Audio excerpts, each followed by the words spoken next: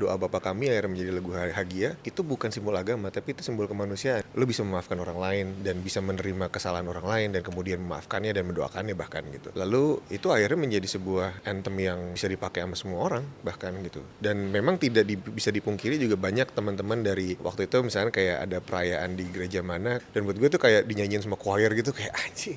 Palembang ada salah seorang yang fans yang naik dan kebetulan dia memakai hijab dan dia menyanyikan lagu Hagia dengan bagus sekali gitu. Yang gue sentuh itu bukan definisi secara agamanya, tapi esensi secara kemanusiaan. Pokoknya sejak album rilis tuh gue sepi banget sebenarnya. Gue cuma bisa manggung 1-2 kali gitu. Kadang sebulan pernah gue nggak manggung sama sekali. Terus kita mikir, anjir nih gimana ya bayar kontrakan buat kantor gitu-gitu, mikir juga kan tuh, wah. Dan anak-anak nggak pernah yang kayak, oke, gue mau berhenti dari Bayasaro, gue mau ngapain gitu, nggak sih. Kita kayak, yaudah Bismillah, ayo lanjut, usaha kita workshop lagi, latihan lagi, padahal nggak tahu kadang-kadang mau ngapain gitu.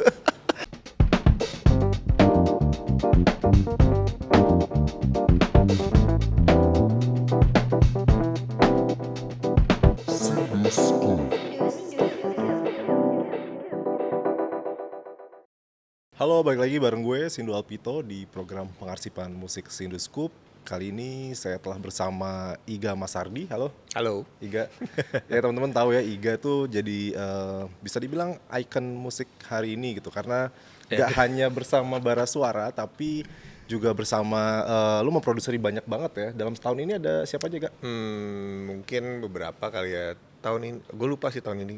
Cuman terakhir Reality Club, Hindia, terus ada Konser Fis juga ya? Fis Lu juga. sempat jadi Kalau music di konser Fis gue director ya? jadi music director. Iya. Iya. Dan Itu sih. sebenarnya panjang ya kalau ngomongin Iga, karena ada masa pra bara gitu ya, ketika lo berpetualang ke banyak band dan bisa dibilang semuanya juga band-band yang punya karakter kuat gitu ya, Gaya, dan tentunya Iya. menjadi portofolio yang bagus juga buat buat perjalanan. Semoga ya. Semoga ya. Oke, sebelum gua membuka interview ini, sebelumnya gue minta maaf loh, Gak. Kenapa tuh? Berita tentang 40 tahun dan ngantuk tuh dari Medcom tuh, Gak. Sampai 2 juta loh, gila, yang lihat di sosmed. Gue juga bingung tuh, maksudnya ternyata gue ada di titik dimana gue ngantuk tuh jadi berita nasional ya, dan orang akhirnya pay attention gitu. Gue sampai ketawa, sampai kayak heran, andaikan waktu gue kemarin bara rilis sesuatu beritanya bisa segini. Tapi ternyata gue ngantuk lebih menarik kali ya. Ya itu mungkin tandanya mungkin lo ini ya, keceplos-ceplos lo tuh ternyata jadi perhatian dan punya news value ya. Mungkin ya, news value apa dari orang ngantuk anjir. Tapi beneran tuh ya, kayak emang udah mulai. Enggak sih sebenarnya tuh kan, itu kalau secara konteks lebih lengkapnya karena ya kita seneng kalau mainnya lebih early gitu, misalkan jam 7, karena kan kalau lo kadang-kadang bara sekarang kan ada jadi headliner tuh bisa main misalkan jam 10 sampai jam 11 gitu. Gue baru tidur kalau sampai hotel kan bisa 1:30 gitu ya. Ngantuknya di situ sebenarnya. Bukan pas lagi main gue ngantuk. Cuman ya namanya juga headline ya gitu. Iya. Lo tanggung jawab ya? Iya sih, itu yang tugas ada dari tim Medcom, tim gue juga. Oke lah. Oke, kalau ngomongin bara suara tuh sebenarnya cukup personal ya, karena gue sempat ikut kalian tour ke Jogja yang pindah venue ya. Iya, itu pertama kali. Jadi itu 2016. 16 tuh. Anjir, itu baru rilis kan? Baru rilis dan menarik gitu ketika bara suara rilis 1 tahun 2 tahun tuh panggung punya lu terus gitu. Dan masuk ke album kedua, mungkin ini yang gua akan bahas sih. Nasib bara tidak seperti di album pertama, itu harus di.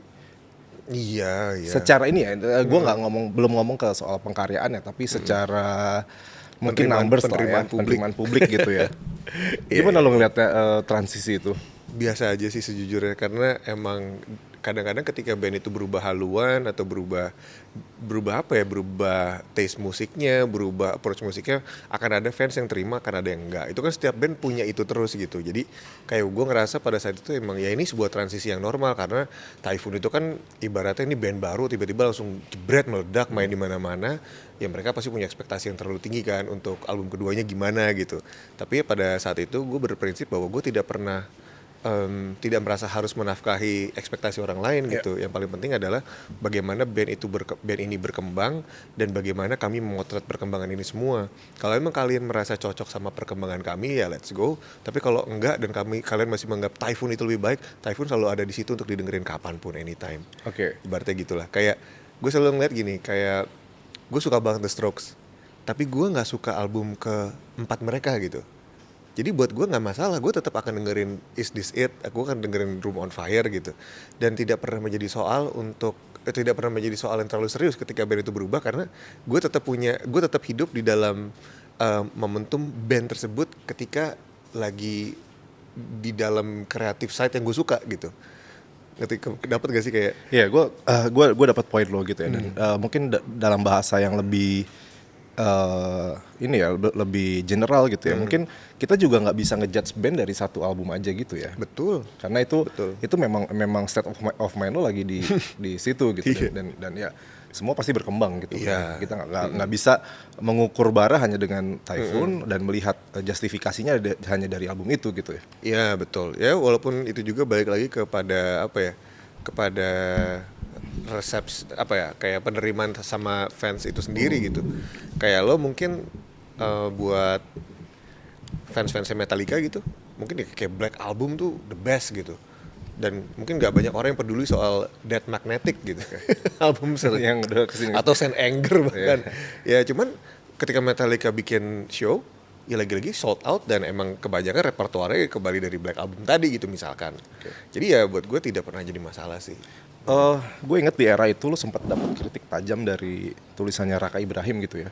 Iya, Kalau lo Raka. pernah baca Pernah. kritik itu, dan gue ngeliat itu lumayan menguliti bara suara, dan gue nggak bisa bilang itu fair atau tidak fair karena pastinya publik atau kritikus punya pandangan sendiri gitu. Tapi dalam konteks ini kadang lo ngerasa juga nggak kayak hal-hal seperti itu mungkin ikut memengaruhi secara umum gitu ya, kayak orang jadinya akhirnya itu yang jadi teramplifikasi gitu.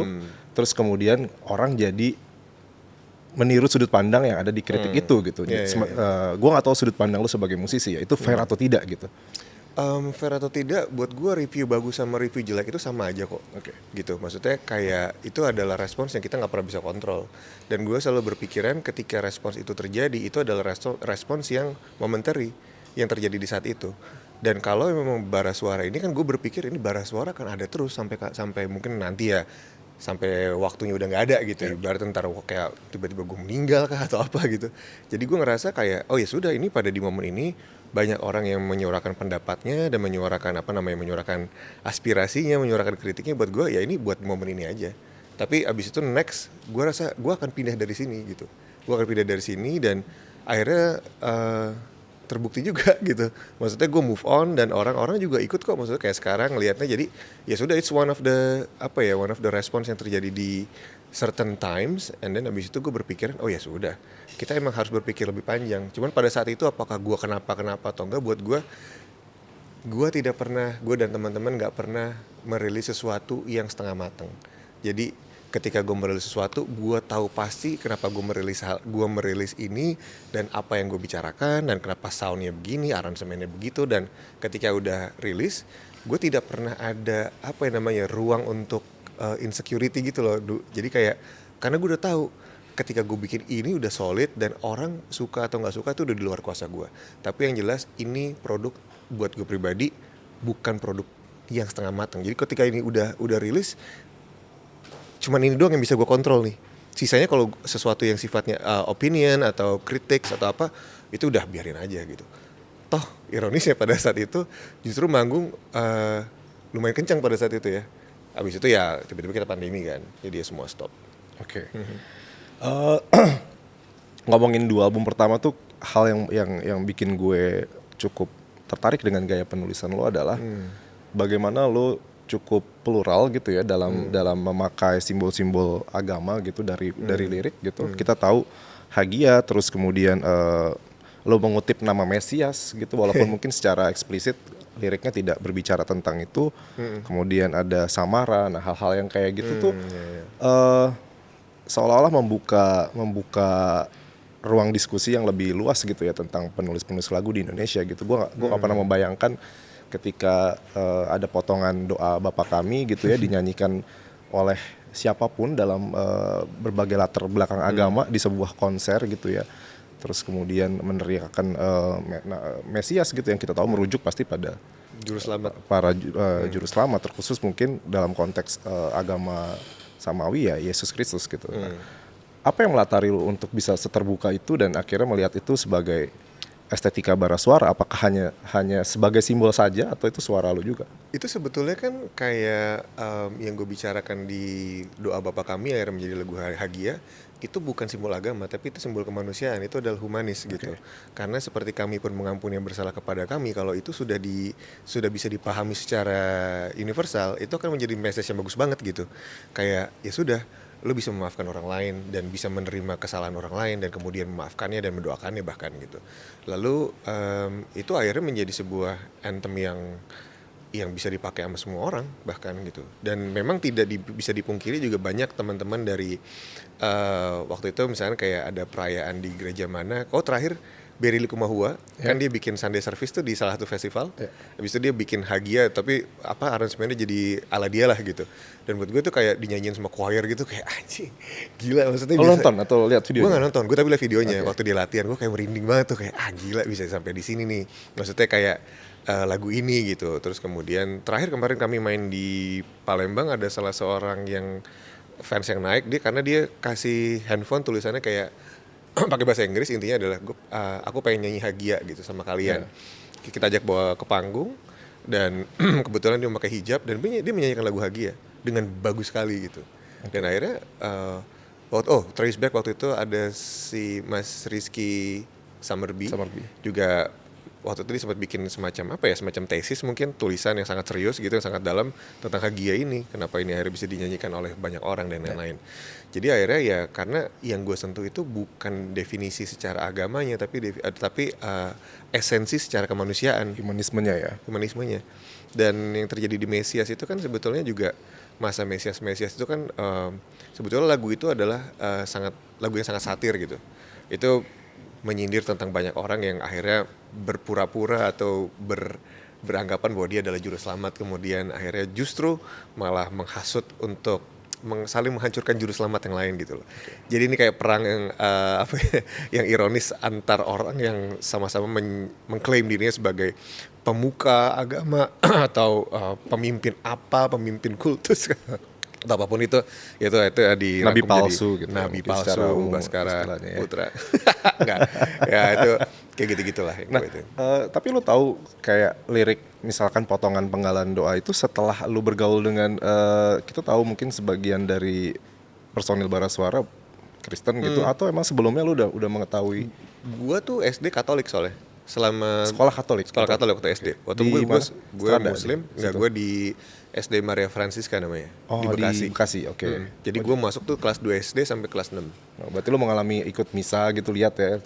Gue lihat dan ikut, ya tentunya ikut pelajaran agamanya juga dan ikut berdoa juga. Dan ya sudah. Tapi di saat itu memang bokap gue sangat liberal gitu, nyokap gue juga sangat liberal. Jadi ya gue disekolahkan di sekolah Katolik karena mereka suka sama didikannya. Dan tapi pulang sekolah gue ngaji di rumah. Ada les ngaji di rumah. Ini menarik ya. Maksudnya ternyata ya berarti lu bukan semata-mata itu hasil instan yang lo endapkan dari proses kreatif. Ternyata ada perjalanan panjang di baliknya gitu kan, tentang lo berhadapan dengan keberagaman gitu. Iya.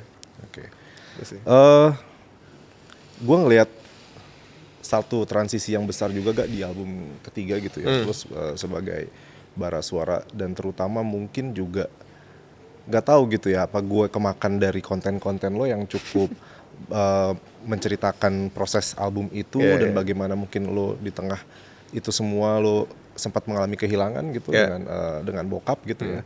Nah, apakah memang ada lompatan besar yang terjadi di album kedua dan ketiga dari segi state of mind lo itu, dari bukan hanya secara musikal ya, tapi yang gue maksud gue kayak ngerasa ada pedihnya juga gitu tuh album. Iya lagi pedih banget tuh album.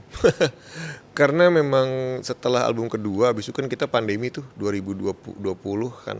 Jadi itu kan sebetulnya kayak reset button buat semua orang di dunia ini gitu ya.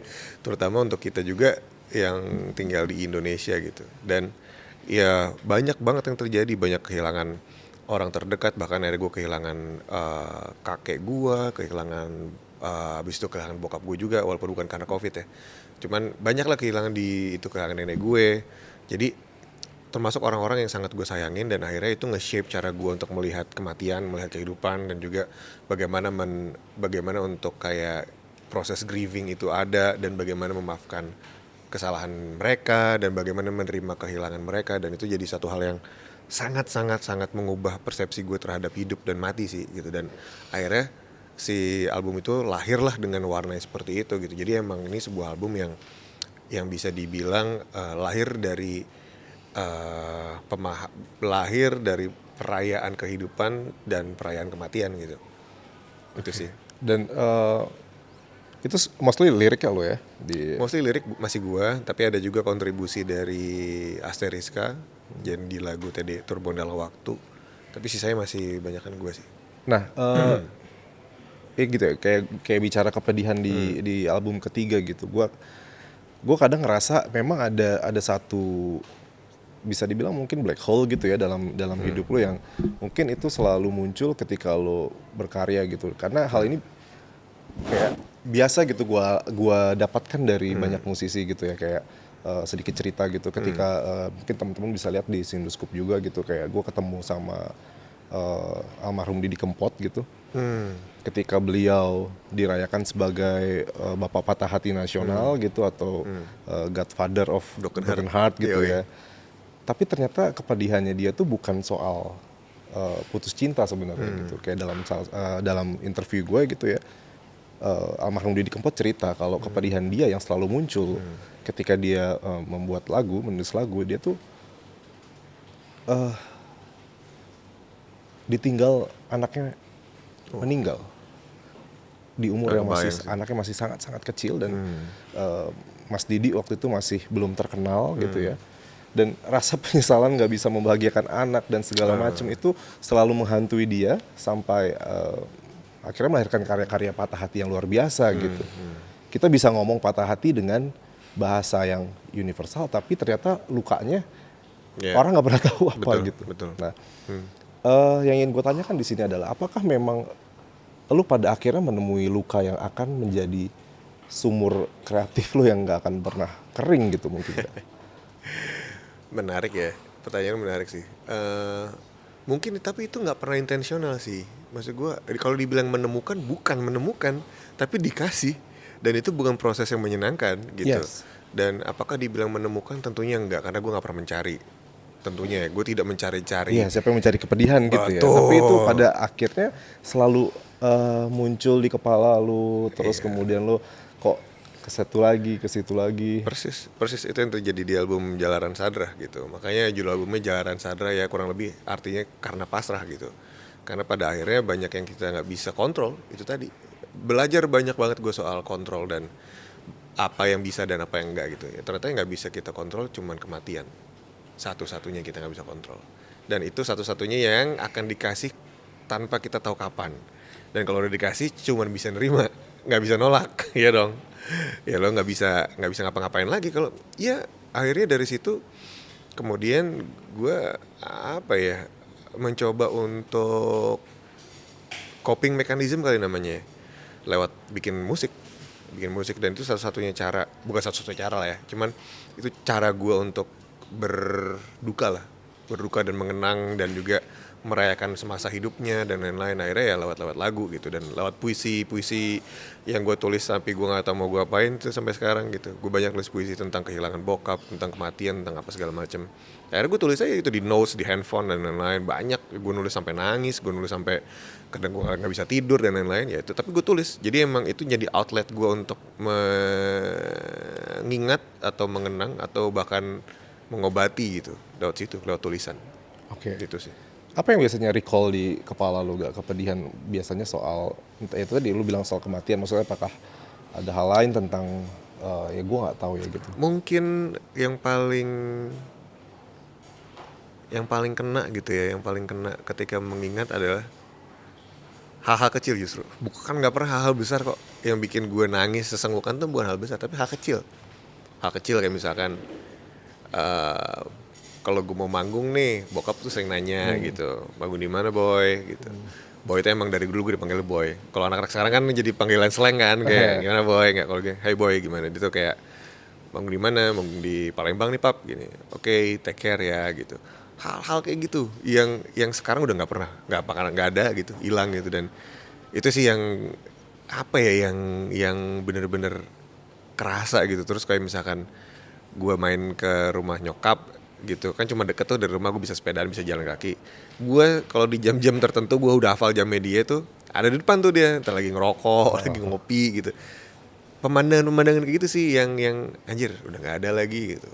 Kadang kalau gue ulang tahun tuh bahkan sampai terakhir sebelum dia meninggal, maksud gue udah di umur 30-an tuh dia selalu datang, entah bawa panci kek, entah bawa apa. Tadi cuma kayak happy birthday aja, datang ke rumah gue jalan kaki gitu, happy birthday. Nah cuman udah kayak 2 tahun terakhir kan itu udah nggak ada gitu. Jadi ya hal-hal yang sangat kecil, yang sangat sehari-hari, yang sangat intim buat lo itu yang susah. Bukan kayak hal gue pernah nonton bokap gue baca puisi di mana, bukan gitu. Justru hal yang nyentuh gitu lah, kayak nanyain lo di mana, doain lo supaya selamat, sehat-sehat, telepon random gitu, kayak di mana boy, di Solo nih pap, gini, ngapain, oh ya udah tidur yang benar gini, gitu. Kayak gitu yang bikin kayak Mungkin lagu-lagu di album Jalanan Sadar atau secara keseluruhan yang akhirnya ngebuat lo, wah gila ya ternyata gue pas lagu ini tuh maknanya dalam banget ya buat kayak hubungan gue dan bokap gitu misalnya. Iya. Ada.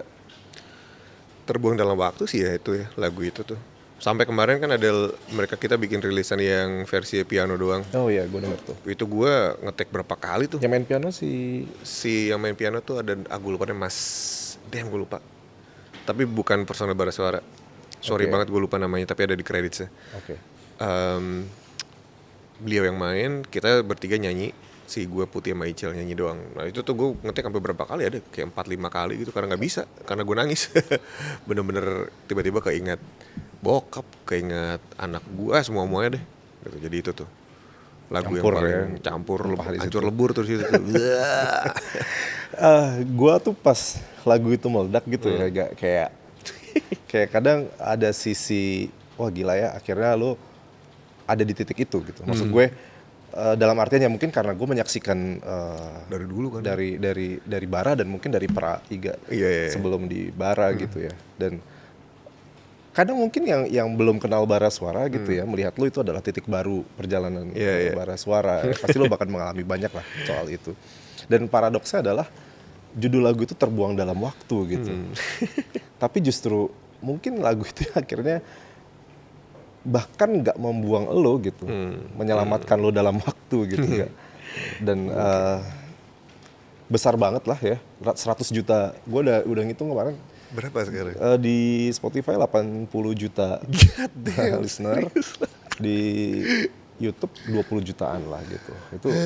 Itu masif banget. Masif. Dan paradoksnya lagi adalah lu banyak cerita soal validasi di media sosial dan segala macam lewat lagu-lagu lu, entah etalase, terus ada beberapa lah ya gitu ya.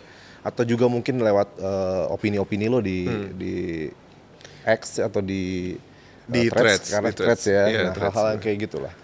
Bacot banget gue di situ. Hari ini lagi rame banget lagi. Kocak. Nah, lu gimana ngelihatnya? Lu sekarang dihadapin sama hal-hal yang lu nggak suka lo sebenarnya kan?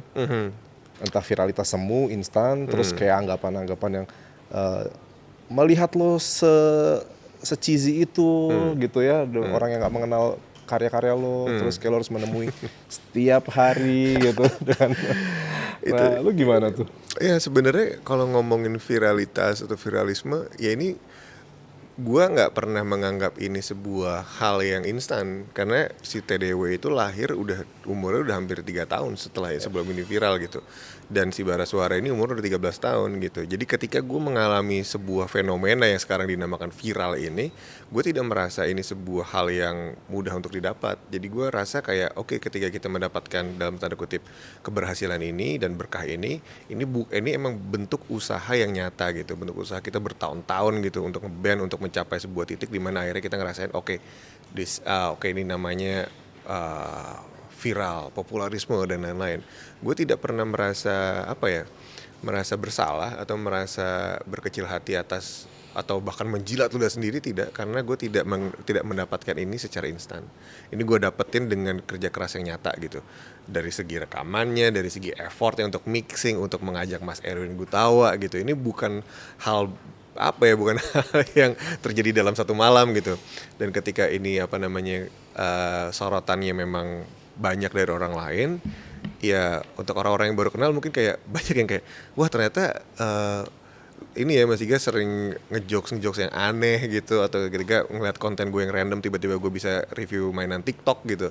Tapi ya emang buat orang-orang yang kenal, ya emang gue dari dulu orangnya begini gitu. Beda kalau misalnya tiba-tiba gue nongol tanpa sebab dari mana, terus orang melihat gue akhirnya jadi viral, itu kan punya punya proses yang berbeda gitu. Jadi ketika gue mendapatkan posisi yang sama mungkin dengan teman-teman yang lain yang populer dalam jalur viral, ya gue merasa kayak ya mau nggak mau ya. Tapi gitu. lo nggak kayak ngerasa oh ini ya rasanya jadi tensi dan Nike lah gitu ya? Enggak lah, gue nggak sampai, gue nggak even di their level. Maksudnya mereka kan bener-bener kayak emang lagi di Gedenya generasinya ya, kan. Lo gila. Iya. Sebulan langsung berapa kali manggung sekarang? 20 ada ya? Kemarin terakhir 20. Gila cuy, 20 manggung. Tapi kemarin tuh gue sempat 2002. Pokoknya sejak album rilis tuh gue sepi banget sebenarnya. Ya gue tahu itu sih. Sepi banget, gue cuma bisa manggung kayak sebulan itu yang 1-2 kali gitu. Terus kita jadi kayak untung belum bubar ya kak? belum. Kalau itu enggak.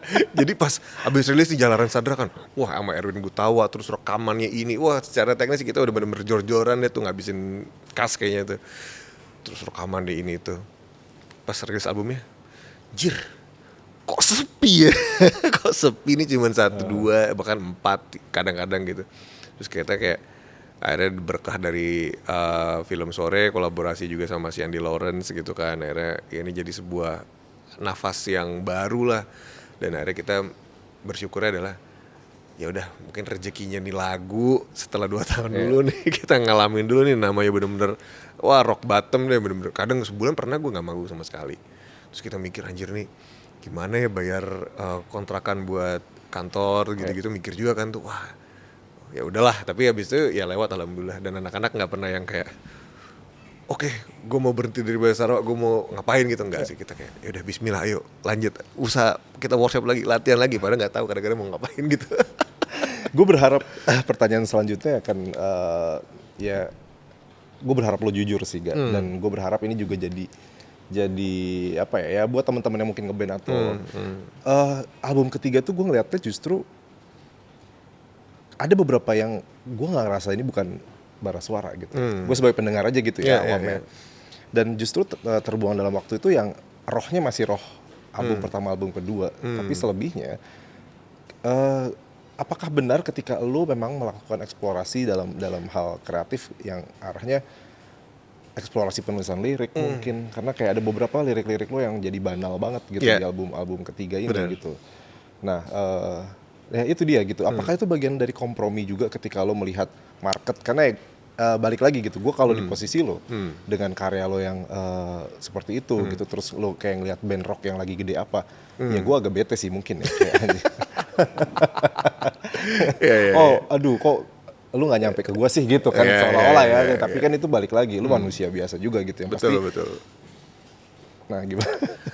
Kalau dibilang berkompromi sih sebetulnya enggak justru ya, karena tetap sebetulnya itu lagu-lagu yang kita nggak pernah bikin. Kita maksudnya gimana ya? Bara Suara tuh emang nggak pernah kompromi dari urusan lirik, dari urusan musik. Makanya kita selalu ngejar kayak to the highest standards lah gitu. Dari teknik, dari segi teknis maupun dari segi kreatif gitu.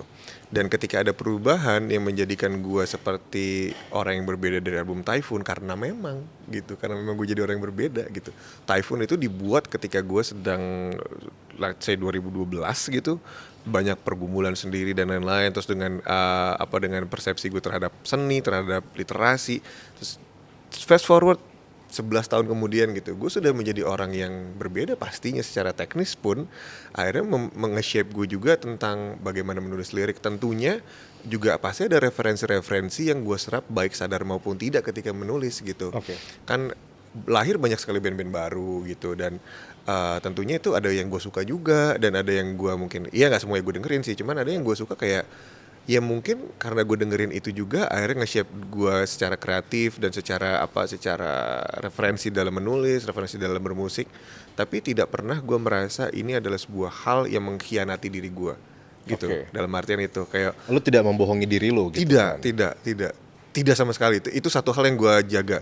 Makanya mungkin gue juga berpikir ketika album kemarin Jalanan Sadra tuh sepi-sepi aja, kayak justru di poin ketika Jalanan Sadra itu rilis, gue mikir kayak apa masih terlalu berat ya.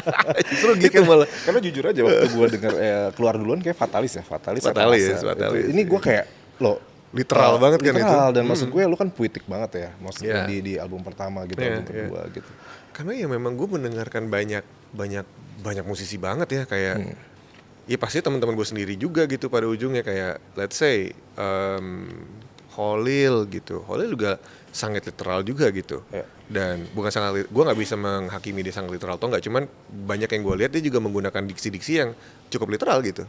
Dan kemudian Sal Priadi dengan sangat cueknya gitu. Terus Baskara dengan sangat lantang dan sangat lugas. Fish di Hindia, terus ada Aji yang masih simbolik gitu. Terus kemudian ya macam-macam. Petra cukup sangat literal. Petra malah sangat literal gitu.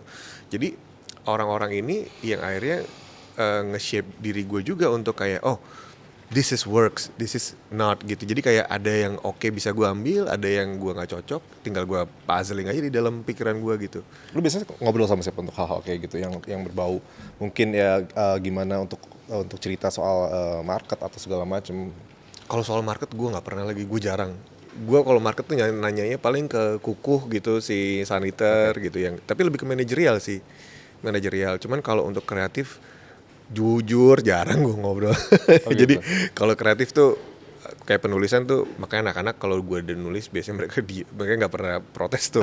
Kayak bisa 2 bulan gue kayak ngapain ya terus nulis, karena buat gue alasan kenapa menulis tuh jauh lebih penting dari apapun gitu. Jadi kalau lu nggak menemukan alasannya, buat apa gitu, cuman pada akhirnya ya kita harus cari jalan tengahnya supaya bisa lebih produktif dalam timeline yang lebih oke lah gitu. Nggak perlu 3 tahun 4 tahun sekali lagi keluarin album, mungkin ya 1,5 tahun 2 tahun lah bisa gitu. Ya melatih diri sih untuk kayak lebih produktif. Nanti kita mau keluarin lagu single yang kalau lo tadi ngomongin soal literal, mungkin ini di tahun depan kita akan ngeluarin sebuah single yang itu super literal. Oh ya. Iya. Tapi bukan yang literalnya, bukan ke arah yang bercanda ya, maksudnya bukan yang atau. Nah, justru iya lagi. Tapi gini, gue selalu melihat ada beberapa contohnya ya kayak di Efek Rumah Kaca tuh, gue selalu melihat mereka sering bermain-main dengan dengan pilihan kata yang agak komedik sebetulnya. Iya, tapi kalau Efek Rumah Kaca walaupun eksplorasinya komedik misalkan ya gitu ya, gue nggak tahu lagu yang lo maksud dari RK yang komedik, tapi karena memang bandnya serius, ngerti nggak lo? Tapi ini gue lagi dengerin banget si Synesthesia kan. Itu kan ada satu kalimat yang ada saja tingkah kawan kita. Buat gue it's very comedic gitu. Ada saja tingkah kawan kita. Buat gue kayak ini sangat ringan ya. Tapi konteksnya bagus, konteksnya lengkap gitu. Jadi ketika ini ditaruh sebuah padanan yang ringan, itu menjadi sebuah hal yang menyegarkan dalam satu komposisi yang cukup kompleks gitu. Oh ya, gue tahu yang lo maksud ya. Tapi mungkin gue menyerapnya karena di album-album awal tuh Khalil memang ada kayak yang kenakalan remaja di era informatika. Maksud gue emang gaya dia seperti itu ya. Gue pikir akan komedik yang mungkin kayak Sal Priadi gitu yang. Betul. Iya, Cinta Melulu itu menurut gue sangat ringan gitu. Kayak itu satu hal yang satu padanan yang kita mengucapkan itu setiap hari, tapi ketika itu ditaruh oleh efek rumah kaca itu jadi lagu yang sangat meaningful kan, gitu. Kalau Sal, nah itu dia freestyle banget tuh, dia kayak Betul. cuek. Cuek yang tabrak aja gitu ya. Iya, kita usahakan rumah itu gitu kayak anjing. Ya belajar banyak lah gue dari teman-teman sekitar gue untuk bagaimana menulis yang fresh gitu buat gue sendiri. Karena kalau gue terlalu bergumul dengan pikiran sendiri tanpa mau menyerap tempat-tempat lain, kayaknya gue jadi mati angin juga, mati gaya. Iya sih. Akan jadi terkesan menentang zaman yang memaksakan juga jadinya ya. Betul, Mungkin kalau betul. beradaptasi dengan perkembangannya. Kayak karena buat gue kayak untuk apa istilahnya, memperbarui diri itu emang harus menghancurkan yang lama dulu sih gitu. Karena kalau nggak kayak gitu kayaknya lo nggak bisa move on dari tempat lo sebelumnya. Teman-teman di Bara ada yang mulai kayak kok kita kesini atau kayak mereka yaudah bisa satu frekuensi dalam. Ajaibnya kalau Barat tuh soal musik kita jarang sekali punya debat panjang gitu ya. Oh. Jadi kayak karena udah di tahap dimana gue percaya sama, kita saling percaya aja, kayak misalkan si Gerald mau main bass kayak apa gue tahu itu bagus, si TJ mau ngapain salto-salto pakai gitar gue juga kayak udah yakin bagus, Marco mau bikin pattern apa aja gue udah yakin. Ya pastinya ada lah kayak Berantemnya apa dong? berantemnya justru hal-hal di luar musik, kayak misalkan hal-hal manajerial, hal-hal yang sifatnya teknis yang non musikal itu biasanya kayak apa namanya, kayak perdebatan lumayan panjang, kita harus segini nih, tergini ini kok ini belum, ini itu gitu-gitu tuh. Berarti lebih ke yang administratif atau teknis Administratif, gitu ya, iya. mungkin ya, teknis non musikal ya. Betul. Tapi justru kayak si artnya sendiri tuh lebih kayak oh ya oke udah tahu gitu sama mau ngapain. Tapi itu lumayan oke lah lu mempertahankan sebuah band yang personilnya nggak sedikit dalam 3 album tuh. Dalam 13 tahun gue juga Iya kan? kadang amazed juga sih, maksudnya di dalam kondisi yang sama-sama kita lagi down banget, nggak ada yang cabut juga gitu. Dan ya kalau band siapa sih nggak berantem gitu, cuman kadang-kadang gue ngerasa oh nggak semua ada di sini cuman karena punya pendapatan atau apa. Karena ketika kita nggak punya pendapatan, kita juga masih sama-sama ngeband dan masih mau cari cara gimana supaya kita bisa keluar dari krisis ini gitu misalkan. Dan ketika ini sekarang di tahun ini menjadi sebuah musim panen buat Bara, ya kita semua bener-bener kayak kemarin tuh ya, ada sih yang masa apa kayak mengharukan itu, ada tuh dulu kayak ya Allah pas akhir bulan gitu ya, misalkan kayak ya Allah bisa 20 manggung nih ya gitu. Udah sekarang kita nggak usah ngeluh deh kalau capek gitu. Kalau dulu kan kayak Karena lo tahu rasanya waktu tahu rasanya. Iya kan, kayak sekarang gini, waduh capek juga, nggak apa deh, halo gas ayo gitu. Berarti setlist sekarang lagu encore-nya terbuang dalam waktu. Gua taruh terakhir. Oke. Iya. Tapi ujungnya masa ajaibnya kita kira kan kita sempet tuh gitu. Oke, kita pembuka pakai Hagia kali ya, atau pakai Samara dari album kedua, atau Guna Manusia. Gua kira tuh itu supaya orang-orang tahu, familiar gitu. Karena gue nggak pengen lagu baru terlalu banyak, takutnya orang merasa teralienasi lah gitu. Tapi enggak lagi. Malah pas album 1, album 2 kita mainin, mereka adem ayem. Baru pas album ketiga semua kayak baru ngeh. Ada regenerasi berarti ya? Itu dia. Jadi banyak orang yang tahu justru album ketiga dulu, baru trace ke belakang. Dan ini menariknya ya, karena terbuang dalam waktu itu mencakup berbagai latar belakang gitu ya. Berarti lu sekarang udah main di depan kantor-kantor gitu ya, atau mungkin di audiens lo udah berubah ketika yang dulu mungkin indie scene gitu ya, yang album pertama Typhoon gitu, terus sekarang atau mungkin anak SMP gitu. Sebenarnya barometer yang paling clear tentang bagaimana bara suara audiens itu punya melebarkan audiens bara suara itu menjadi lebar adalah ketika kita udah mulai difoto di sebuah restoran dan fotonya dipajang di restoran itu. Itu adalah barometer yang paling nyata. Itu. Sama kayak ini ya, foto-foto ketua partai yang gitu-gitu ya. Sebelahnya misalkan Ivan Gunawan nih, ada Changcuters, ada Barat Suara tuh di restoran itu. Itu, Ndu. Itu gue kadang kalau ke restoran yang kayak gitu ya, biasanya itu kan di daerah ya, kabupaten kan, atau di ya Second City lah, atau yang restoran-restoran yang common banget, sop apa yang gitu-gitu kan. Nah itu tuh proses fotonya gimana sih kalau kayak gitu? Nggak ya, kocak. Jadi kita tuh punya satu restoran favorit, rumah makan lah ya. Rumah makan favorit di Surabaya itu di Sidoarjo, itu dekat airport, namanya Soto Buntut Cak Har. Kita makan di situ dari 2016 Duh. Oke. Makan di situ 2016, selalu setiap. Gak di notice dulu? Nggak ada yang notice bos. Jadi kita nggak ada yang notice. Terus pas kemarin kita balik tuh ke Surabaya, kita ngobrol gitu kan sama anak-anak. Kita kan lagi viral nih. kok foto kita belum ada di sini ya. Terus kita kayak ada Changcuters, ada siapa gitu. Terus tebak nih, kita bakal minta foto nggak ya abis ini? Kita lihat, makan nih. Makan tiba-tiba ternyata ada anaknya ownernya gitu ya, masih muda gitu. Terus boleh foto bang. Terus kita kayak oke, tapi dipajang gak nih di sini? Iya nanti kita pajang bang, kita pajang. Oke, udah. Terus kita bikin konten tuh di TikTok kan. Terus oke guys, nanti kalau yang teman-teman dari Surabaya tuh Sidoarjo, kalau ngelihat ini fotonya udah dipajang, tolong kasih tahu kita ya, kami ya gitu. Udah. Terus nggak lama berapa hari gitu, ada yang ngomong, bang foto lo udah dipajang di restoran itu. Lu dapat komplimen seumur hidup gak tuh? Kagak lah, gila lo. Terus terakhir kemarin kita ke Pekalongan juga ada makan di sop buntut ibu, astagfirullah gue lupa namanya. Nah, itu terkenal tuh di Pekalongan ya. Terus ya udah akhirnya difoto juga, terus mungkin akan dipajang juga di situ. Jadi kayak hal kayak gitu sih yang bikin gue sama anak-anak kayak oh ini adalah sebuah pertanda atau barometer. Biasanya di bawahnya ada teksnya ya, bara suara dan figurannya emas gitu kan. Ada tulisannya yang di Surabaya itu band bara spasi suara. Oh salah gitu. Harusnya sambung cuma nggak apa-apa. Oke, gitu lah. tapi dengan lo yang kayak sama anak-anak tuh kayak bercanda-bercanda banget gitu kan. Tapi sempat ada kayak, oh kayaknya emang pernah ada fase salah satu pengen cabut atau Enggak sih ya, maksudnya nggak pernah ada tuh meeting kayak bilang, guys, gue kayak mau cabut nih. Nggak pernah ada sih, so far tuh nggak ada ya alhamdulillah ya. Ya kalau, ya again kalau diskusi bersetegang ya pasti ada lah semua band gitu. Cuman nggak sampai ada yang kayak, kalau nggak gini gue keluar dari bara suara. Nggak pernah sih, nggak pernah. nggak ada ya? Alhamdulillah nggak pernah. Tapi ya karena lu juga udah pernah ngalamin masuk keluar band juga gitu gak? Lu bisa bilang ini band terakhir lo nggak? Kalau maksudnya band di luar yang lu kan pasti ada satu project. project lah gitu ya, maksud gue yang kayak lo imani gitu. Iya.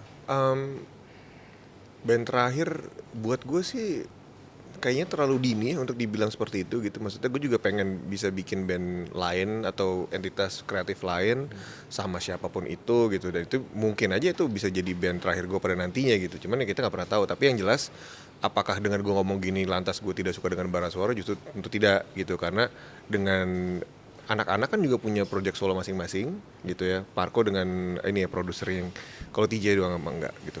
Gerald, Putih, Icil kan punya project masing-masing dan kita semua emang dari awal nggak pernah sekalipun membatasi itu. Oke. Gitu. Karena kenapa? Karena justru dengan kita ngelihat personel masing-masing itu punya karya masing-masing dan main dengan orang-orang yang baru, yang berbeda, ketika balik ke bara suara itu bisa ngasih referensi-referensi yang baru justru. Jadi sama sekali nggak ini gue kurang bisa relate kalau dibilang ini bara suara apa band terakhir atau enggak. Justru main aja yang banyak biar nanti begitu ke bara suara kita sama-sama fresh gitu. Oh, oke. Ini jadi kayak ya rumah lo juga gitu ya. Maksudnya ketika lo balik lagi ke bara suara ya ini vibes-nya beda gitu. Bener, karena ya akhirnya justru dengan kayak misalnya kayak Gerald bikin project sama Sri Hanuraga. Sri Hanuraga akhirnya ngisi di lagu Fatalis. Gitu-gitu loh, maksud gue kan bisa jadi macam-macam tuh kayak Marco pernah kerja sama seorang pianis, gue lupa Bang Ocep namanya. Nah itu akhirnya Bang Ocep bikin buat terbuang dalam waktu gitu. Itu kan kenalan sama Gerald juga. Jadi ya hal-hal kayak gitu memperkaya kan justru bandnya, memperkaya bukan dalam hal finansial, cuman dalam referensi dan approach gitu ya. Jadi membangun keluarga yang lebih besar lagi gitu ya. Betul. Lewat project-project masing-masing. Banyak netizen gitu ya, atau kayak gue lihat di kolom komentar YouTube segala macam. Banyak yang akhirnya narik lagi lu ke Trees and the Wild gitu, maksudnya secara inilah. Nah, apa yang lo pelajari dari atau apa yang lo dapat dari masa lalu itu gitu ya? Itu salah bawa sampai sekarang. Itu kalau dibilang apa yang gue bawa dari lo sampai sekarang gue nggak bisa jawab karena udah lama banget. Tapi yang jelas Trees and the Wild itu salah satu perkenalan gue terhadap industri musik ya, terutama indie scene gitu. Dan bagaimana akhirnya dari situ gue kenal sama banyak orang juga. Kalau secara musikal ya pasti emang banyak yang gue serap, cuman itu kan udah sekitar hampir berapa tahun lalu ya? 15 tahun lalu ya. Gitu. Jadi kalau dibilang apa yang gue bawa mungkin sekarang kalau ditanya gue juga udah nggak inget gitu apa, cuman ya subconsciously pasti ada karena kan jejak-jejak atau apa namanya artefak dari band-band lama gue nge-shape siapa gue sekarang gitu. Dan gue tidak pernah kayak sama sekali kayak ngedismiss itu atau tidak mengakui, enggak sama sekali. Justru gue sangat bersyukur dan sangat bangga pernah menjadi bagian dari band The Trees and the Wild, Tika and the Dissidents, Soul Vibe gitu-gitu. Gue sangat-sangat mensyukuri itu karena dari situ gue dapat banyak kok, dapat bukan uang lagi-lagi, cuman referensi, link, terus social skill gitu-gitu dapat banyak banget. Ada masih kan sih tapi kalau kayak gitu-gitu misalnya kayak lo selintas aja nih lagunya Tris gitu-gitu misalnya kayak lo sambil main gitar masih bisa. Bisa gue, kalau main masih bisa. Kadang gue juga sekarang kalau lagi kangen sama sama lagu-lagu lama gitu, gue kadang lihat aja YouTube gitu, Tika and the Dissidents. Oh ya? Iya, Trees and the Wild gitu kan masih ada, kan nggak ada di Spotify kan, jadi gue ngeliat oh ini lebih ke kayak oh gue dulu main gitar tuh kayak gini, oh rekaman yang cara gue tuh begini gitu. Jadi justru kayak ngelihat progres lo sebagai musisi sih, dan itu gue bersyukur banget gue mengalami itu udah dari tahun 2009 gitu karena bisa ngelihat tuh betapa jauh lo sudah melangkah dan seberapa jauh progres lo, apa yang lo tahu tentang ini dan itu gitu. Ya udah, lebih ke situ sih gue ngeliatnya. Lo kalau sekarang kebanyakan dengerin musik lebih ke musisi yang lokal atau masih playlist lo yang dari dulu gak? Banyak sih ya, maksudnya gue banyak dapat referensi baru gitu. Terakhir gue dengerin Billie Eilish, terus gue dengerin God damn, siapa Korean idol group yang si New perempuan, Jeans? bukan yang Whiplash judul lagunya. Ada yang tahu? Siapa Ki? grup band Korea namanya Whiplash. Gue coba gue boleh lihat ini. Itu gue suka banget. Itu yang ngasih tau gue si Baskara malah. Oke. Jadi karena apa? Dia bilang enggak, lu mesti dengerin nih Whiplash. Aespa. Oh, Aespa. Gue dengerin tuh Whiplash, dan begitu gue dengerin anjing keren gini. Terus gue dengerin Billie Eilish, terus ya sisanya sih masih sesuatu yang gue tahu ya kayak Queens of Stone Age, terus L'Arc-en-Ciel gue lagi dengerin banget dalam beberapa bulan terakhir. Terus Kenapa? Karena kemarin nggak tahu, kesini sih. kangen aja sih gue malah nggak nonton Heidi, Geralt nonton. Terus kalau band-band baru Indo ya, terakhir sih gue suka The Johnson. Oh gue suka banget ini Mafia Pemantik Kolbu, I love that band, gue suka banget anjing, bagus lagunya, gila. Nah, ini menarik juga sih, kayak kadang tuh gue ngerasa juga ya kayak ya lo kan punya jiwa satir yang kayak kadang kelihatan kalau lagi nge-tweet gitu ya, di threads, dan sementara kayak banyak banget gitu kayak musisi yang sekarang menggandeng lo sebagai produser gitu. Kadang lo pernah gak sih gak kayak ada ketika jiwa satir lo muncul terus kayak aduh kayak mereka approach gue buat memoles merekanya nih, memoles oke, secara pekerjaan benar gitu produser, tapi untuk hal lain tuh kayaknya ini menggantungkan sedikit nasibnya juga gitu. Ya lo tau yang gue maksud gitu. Gue kalau nge-produce sangat milih-milih sih, sangat milih-milih. Nolaknya gimana gitu? Kalau ya paling ya emang ya gue jujur sih, kadang gue nggak, misalnya nggak terlalu cocok sama lagunya aja gitu basically gitu. Gue bilang aja kayak gue nggak cocok nih gitu atau apa. Tapi gue jujur gitu, maksudnya tanpa menyakiti ya, tanpa ada tendensi untuk menghina apalagi, nggak pernah. Dan yang emang gue produce emang yang gue suka gitu. Ya terakhir kayak yang terakhir rilis kan Hindia Reality Club Feast, Feby Putri gue produce juga. Ada beberapa, ada project kolaborasi sama Nadine, ada Bilal, terus ada Ari Lesmana, Firsa Besari, gitu-gitu. Jadi emang yang gue suka sih, maksudnya gue ngerasa cocok untuk, dan gue seneng excited sama artisnya gitu. Nah menurut lo gak, lo kan dari 2009an tuh ya, apa yang membuat musisi-musisi era itu ya, era mungkin ya pop urban 2009-an 10-an gitu dan segala macam dengan eksplorasi lo itu akhirnya nggak bisa survive di sekarang nggak? Karena lo kan sekarang lihat mengcapture yang sekarang dan lo tahu yang dulu gitu. Apakah ada gap yang kita nggak tahu juga gitu sebagai awam? Gue nggak tahu definisi nggak worksnya sih sebenarnya, karena beberapa teman-teman gue sih masih ngeband ya, cuman memang maksudnya bandnya masih ada di atas gitu. Nggak ada di atas, maksudnya bandnya masih ada di peredaran, cuman emang ya mungkin ini Sindu, banyak yang dari era gue dulu dari 2009 itu emang ngebandnya bukan sebagai pekerjaan utama, alias misalkan pekerjaan sampingannya dia, entah sebagai pekerja kantoran atau mungkin ada juga yang emang punya jiwa seni, apa, punya disiplin seni yang lain, entah sebagai ilustrator atau director video klip atau apa, tapi kemudian bandnya tiba-tiba meledak gitu.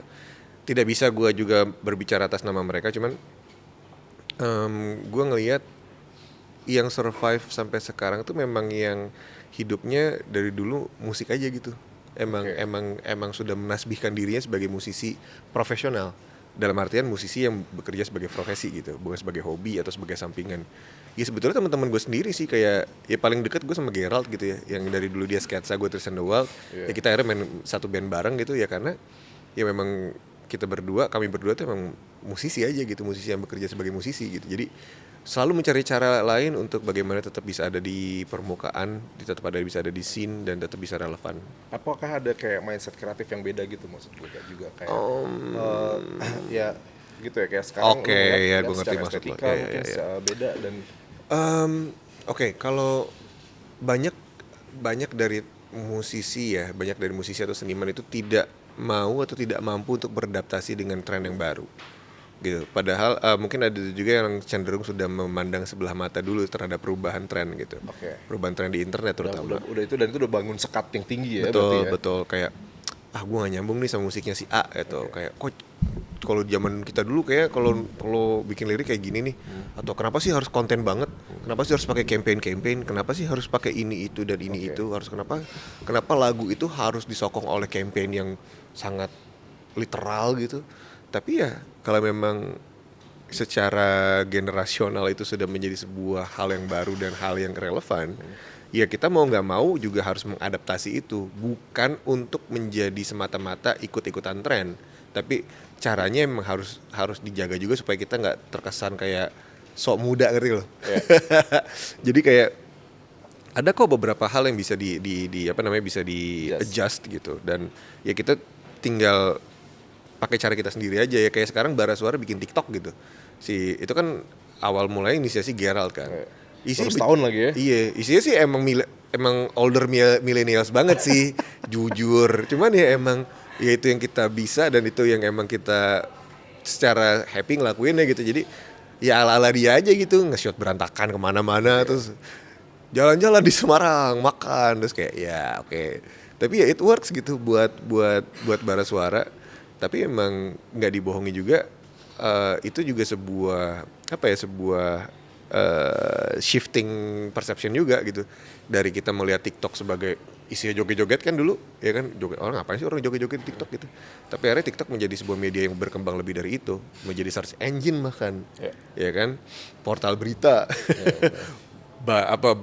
portal review gitu kan, gila kan. Tapi akhirnya kita masuk ke situ juga dengan persepsi yang it's not that bad juga kok gitu. Actually it's better gitu. Jadi ya udah kita ikutan main di sana gitu dengan cara. Tapi dengan lo tadi bilang kayak memang mungkin yang sampai sekarang akhirnya survive itu yang menggantungkan sepenuhnya pada musik gitu ya. Akhirnya kan bener nggak ada pilihan juga sebenarnya kan, mau nggak mau lo harus adaptasi gitu. Nah tapi di sisi lain mungkin kayak tadi kita juga sempat bareng gitu ya ngobrol sedikit soal AI gitu. Nah gue kemarin habis diskusi juga gitu ya, ada satu acara sama Medcom dan narasumbernya tuh Tuan 13 dan si Upi sama Mas Kamil. Oke. Nah ini menarik juga gitu karena persepsinya banyak juga musisi yang pro dan kontra ya. Kita tahu Suno gandeng, gue kayak kaget kemarin lihat Muhinide gitu ya, gue suka banget main bassnya gitu, salah satu pemain jazz, bass jazz yang keren banget gitu. Akhirnya dia bersedia kolaborasi sama Suno dan gue yakin mungkin untuk melegitimasi pattern mainnya atau style mainnya udah diadaptasi ke AI gitu. Nah sementara sekarang kayak tadi kita ngomong kayak lo menggantungkan 100% hidup lo di musik gitu, dari produksi sampai tetek bengeknya lah gitu.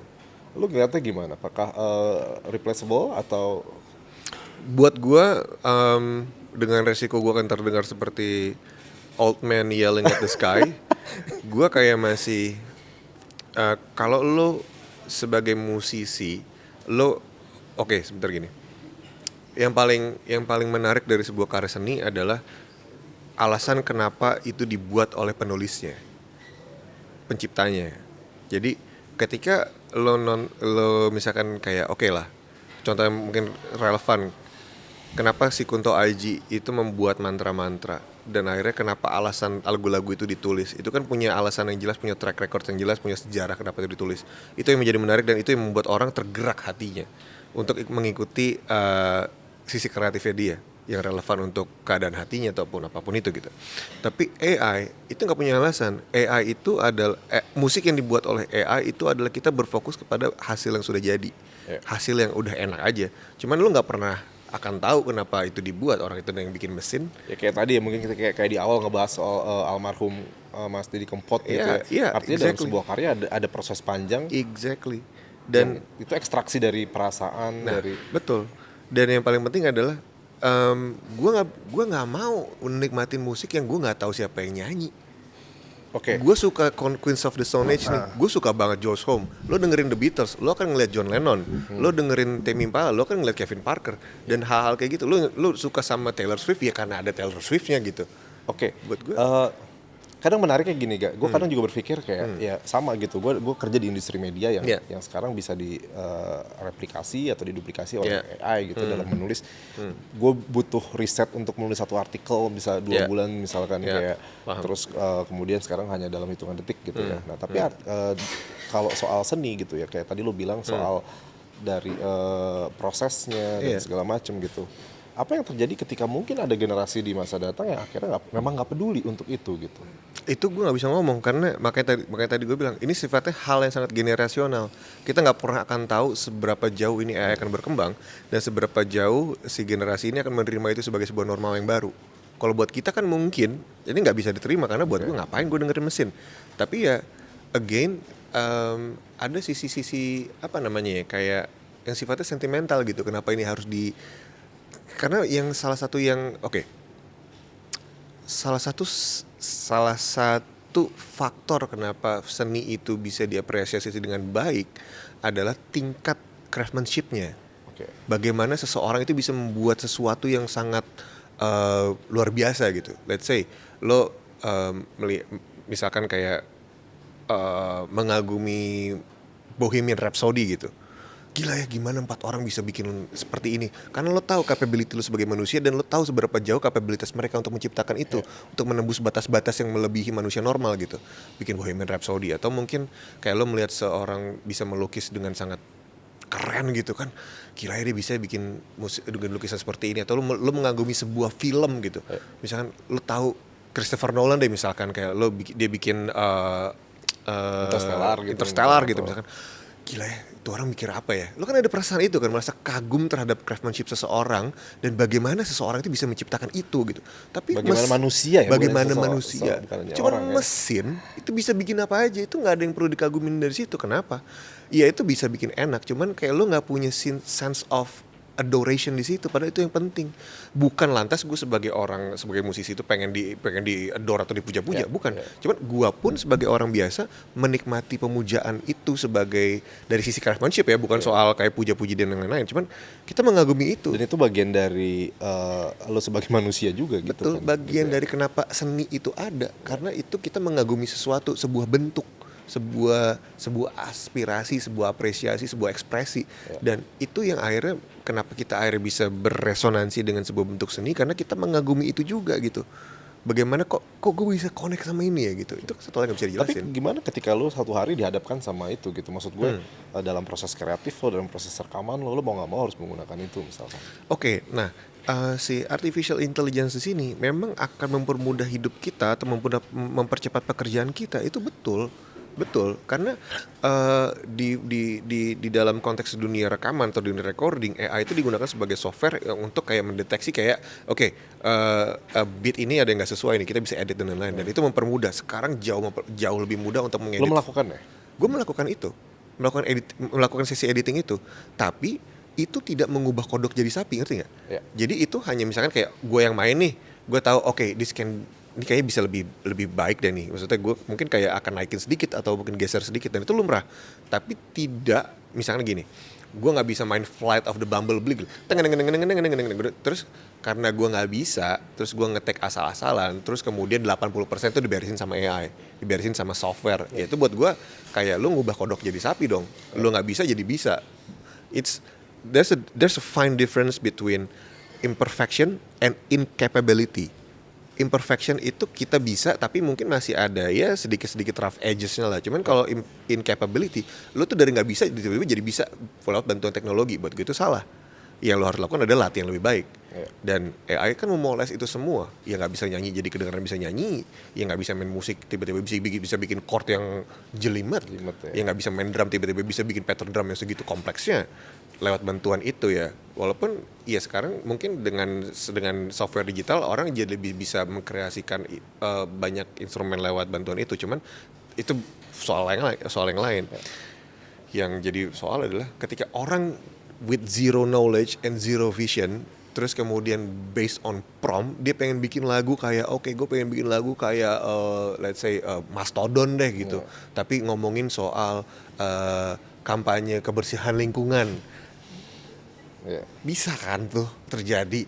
Atau gue pengen bikin lagu kayak Seringai tapi ngomongin cinta-cintaan ala Nadine Amizah gitu.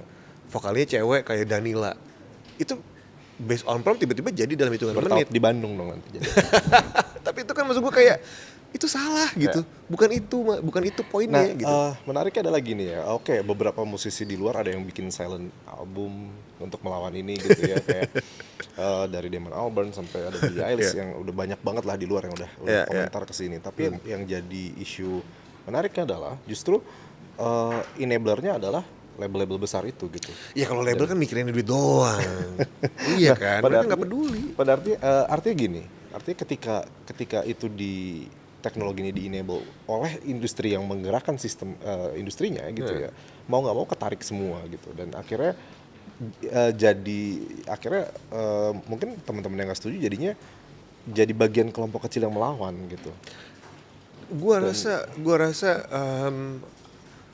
akan tetap ada kok presentasi yang lebih besar untuk orang tetap mau mendengarkan musik yang dibuat oleh manusia instead of AI gitu. Jadi ya kalau si enabler ini label-label gede yang emang pengen cuma nyari cuan doang ya itu emang musuh kita semua sih, nggak cuma dari penciptanya tapi justru dari pendengarnya juga akan menolak itu gitu. Karena ya ngapain lagi gue dengerin mesin. Gue nggak bisa bilang semua yang mereka bikin itu sampah ya, dalam artian AI based music gitu. Ya cuman buat gue punya kedalaman yang berbeda aja. Actually ada satu lagu yang kemarin di-share sama Mas Indra Aziz di threads-nya dia yang Aerosmith yang I Don't Wanna Miss a Thing kan. Gue dengerin juga itu. Wih, beneran bagus anjir. Cuman sampai di situ saja. Sampai di situ aja gitu. Gue enggak tahu siapa yang nyanyi, orang nyanyi mesin. Gue enggak ada ketertarikan untuk cari tahu lebih lanjut. Kalau misalnya itu di-cover oleh musisi entah dari manapun itu asalnya, gue mungkin akan siapa nih? Keren. Kayak terakhir gue lagi suka Frank Sinatra, terus ada salah satu orang Amerika dia nge-cover itu. Bagus banget. Gue jadi subscribe, gue follow, gue message dia kayak bagus banget. Oh jadi ngobrol. Gue punya ketertarikan lebih. Ada human touch-nya juga pada akhirnya ya, kayak lo ya kenalan mungkin atau. But si I Don't Wanna Miss a Thing versi AI jadi Motown Soul itu, gue udah nggak peduli sekarang. Kayak gue cuma denger pada saat itu doang, it's bagus. Gue nggak tertarik jadi tahu prompternya siapa? Kagak tertarik bos. Ngapain gue jadi tahu? Atau istilahnya producer ya mungkin ya. Itu keren lagi. Producer. Gila. Udah berapa lama kita ngobrol? Berapa lama sih? Anjing lama ya kayaknya? Lumayan kayaknya ya. Sejaman ada ya. 1 jam. Damn. Gila, makasih banyak loh. Sama-sama. Udah mampir ke kantor Medcom. Terima kasih juga sudah mengikuti Bara Suara dari hari pertama. Oh iya, dari lu manggung di Rolling Stone ya dulu ya, awal-awal ya. Iya anjir. Terus sempet di Gudang Sarinah yang satu, inget gak lo? Iya itu tur Typhoon titik terakhir. Terakhir ya? Iya, itu panas banget tuh. Gila sih. Dan ya seneng sih, maksudnya akhirnya lu terlibat dengan banyak hal ya. Di wave setelah, gue ngeliat Bara Suara tuh wave yang ketika musik Indonesia tuh lagi segaran, ngerti nggak sih lo kayak dulu setiap weekend ada acara dan yang ngisi era-era lo itu, ya. Terus kemudian pandemi akhirnya bikin wave baru lagi dan sampai sekarang lo masih ada di sini gitu ya di musik Indonesia gitu sih. Thank you Nduk. Terima kasih Iga, mungkin nanti kapan-kapan kita bisa ngobrol-ngobrol lagi ya. Oke teman-teman, makasih yang sudah nonton Sinduscoop. Tonton juga episode-episode lainnya dan tentu saja juga monggo, ada yang mau diceritakan dari promokan atau apa dari Bara Suara? Gue mau nanya, ini rilisnya apa nih? Ini mungkin di Desember mungkin. Oh, berarti di Desember. Oh enggak, tapi tour gue udah jalan sih. Oh, Jadi gitu. mungkin kalau dirilis di Desember kita ada tour sama 4 kota gitu lah. Oke. Kalau misalnya mau datang ada di Cirebon, ada di Bandung, Jakarta, Cirebon, Purwokerto. Kok nyari yang deket-deket gak? Kebetulan kerjasamanya emang di situ kok titik-titiknya. Kalau terbuang dalam waktu paling jauh ke bawah kemana? Hmm. Terakhir kita main tuh di masih Indonesia, masih di Sulawesi lah, daerah Sulawesi. Sulawesi. Ya, Belum ke Makassar. Timur tuh Papua belum. gitu-gitu. Belum. Ya. Belum. Tapi gila ya, jalan-jalan dari situ ya. Asli. Oke teman-teman, Thank you. terima kasih waktunya. Sampai jumpa. Bye-bye.